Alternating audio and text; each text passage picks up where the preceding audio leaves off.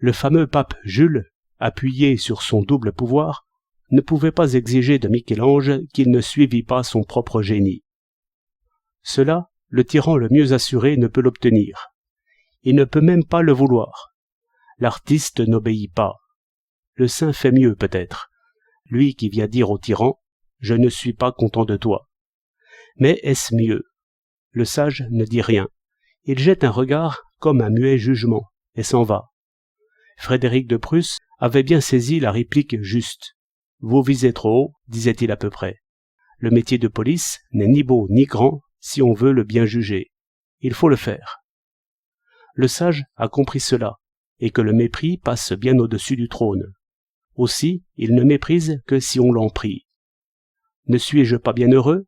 disait Crésus à Solon. Et Solon répondit « On ne peut décider si un homme est heureux tant qu'il n'est pas mort. » Je plains le tyran. Il ne reçoit que des éloges forcés. Il n'a pour amis que des âmes basses, et qu'il fait jouer comme des machines. C'est comme s'il tâtait la trahison. Nul homme ne prise l'estime forcée, ni l'amour forcé. Par quoi l'égalité subsiste comme au temps d'Ésope, ni plus ni moins. L'égalité, loi de diamant, claire et dure. Je puis mettre Platon au fer, se dit Denis, mais je ne puis pas mettre son jugement au fer. Et quand je le pourrais, quelle valeur en un jugement sert? Ce que je veux, c'est qu'il m'approuve librement. Ses traits sont écrits partout, dans l'histoire, dans la légende, dans les belles œuvres, dans les grandes vies. Le pouvoir ne cessera d'être humilié. Beethoven, dans une scène célèbre, enfonce son chapeau jusqu'aux oreilles au lieu de saluer la cour. Mais en Goethe, qui saluait si bien, le mépris n'était pas moins marqué. Le seul départ d'Abauvert se moque des puissances. Et au rebours, tout ce qui est flatteur est plat. On ne peut point du tout gouverner l'artiste, ni le saint, ni le sage. Cet étrange et subversif caractère est tracé partout. L'ambitieux peut-il seulement lire un conte?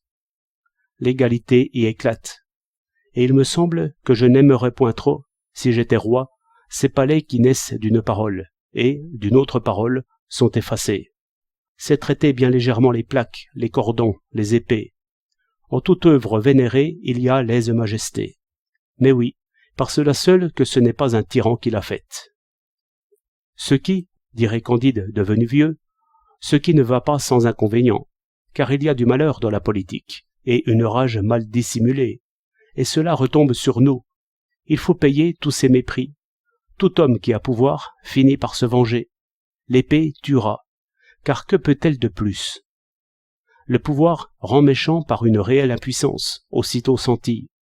Descartes s'en va, Pascal regarde au ciel, Kant écrit sa raison pure, et évidemment sans prendre conseil de la bonne pensée.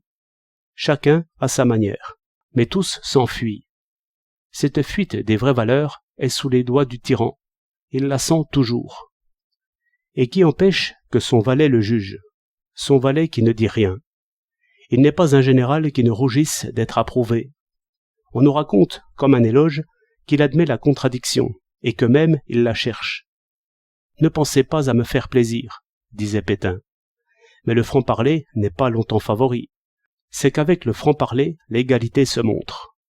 L'égalité qui n'est jamais loin dès qu'un homme parle à un homme. Ainsi la vanité ne se trompe pas elle-même. Je cherche l'homme qui est fier d'être décoré. Je ne l'ai pas trouvé. Mais méfions-nous, dit Candide. Tout ambitieux est bientôt furieux. L'humeur le tient, il s'y livre. Il n'y a que l'aveugle colère qui le puisse consoler. D'où les guerres, ces vengeances de roi. Et en vérité, dit Candide devenu sage, on devrait chercher l'occasion d'admirer les rois, sincèrement et librement.